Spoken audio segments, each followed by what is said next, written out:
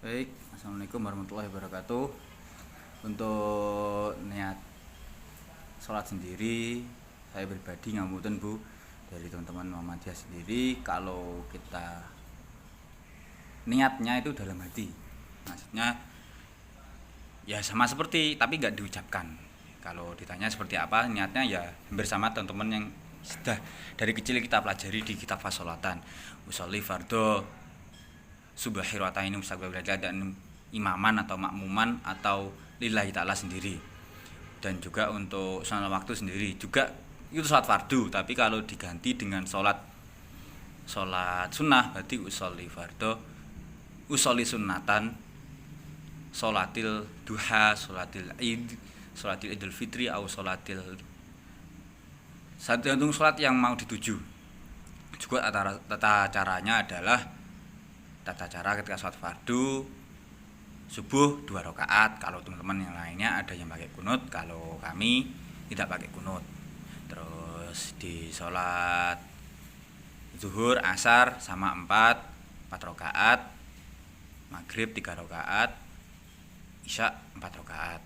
Terus ketika sholat tahajud kami memakai 2 rakaat, jika mau ditambah lagi menjadi 4 rakaat atau kelipatan-kelipatannya, itu juga disunahkan.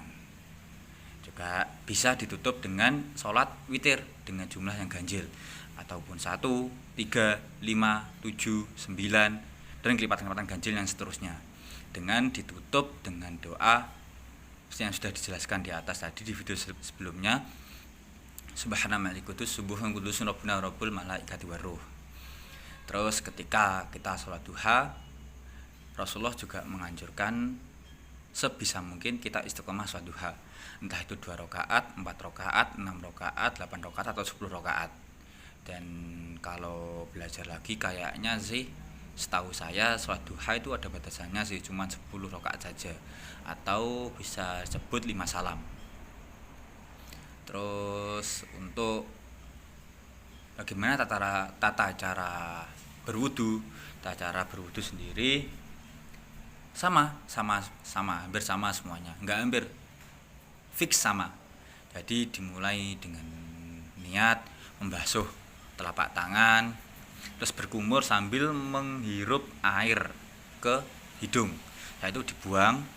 Setelah itu membasuh muka, membasuh tangan sampai siku-siku. Setelah itu membasuh kepala atau rambut bersamaan. Setelah membasuh rambut langsung pindah ke telinga. Nah, setelah telinga baru kaki. Nah, bagaimana doanya setelah berwudu? Kalau kami doanya pakai syahadat saja, asyhadu an la ilaha illallah wa asyhadu anna muhammadan abduhu wa rasuluh.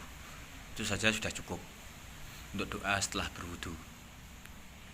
Nah, sedangkan bagaimana cara bertayamum? Juga sama niatnya, niat insun tayamumen.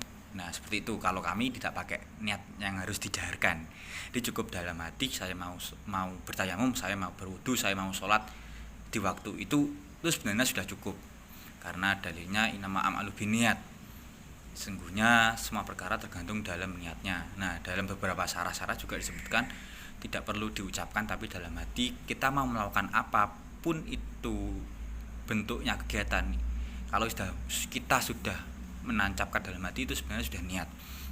Kalau urutannya tayamum, sebenarnya dalam beberapa riwayat tuh ada yang perlu dibasuh itu cuma ada 2. Yang pertama adalah tangan sebagian tangan sampai siku-siku. Setelah itu selesai ganti ke muka. Itu saja sudah cukup untuk kita bertayamum. Dan bagaimana caranya? Tangan ini kita pok-pokan ke tempat yang ada debunya. Setelah itu kita basuh gini, setengah segini, gini. Nah, kan masih ada setengah yang tangan sini, kita bagus basuh gini. Nah, juga sama gini sama gini. Nah, biar rata debunya. Itu tata cara bertayamum.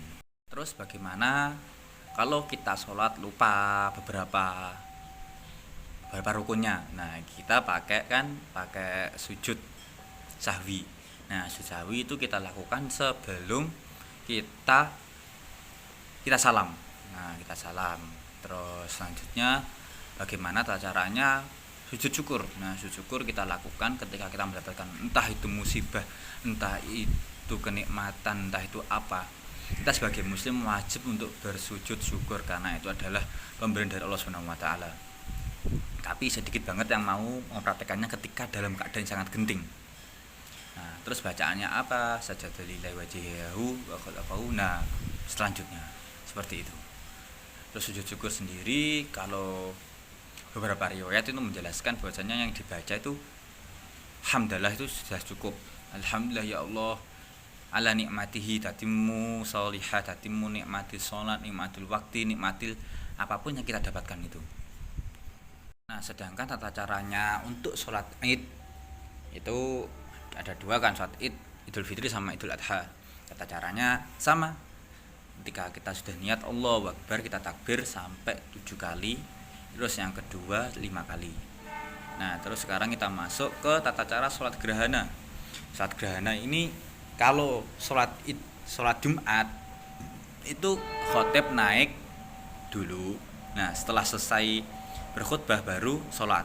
Tapi sholat gerhana sama sholat idul fitri itu kemudian untuk sholat idul fitri sholat dulu baru khotib naik.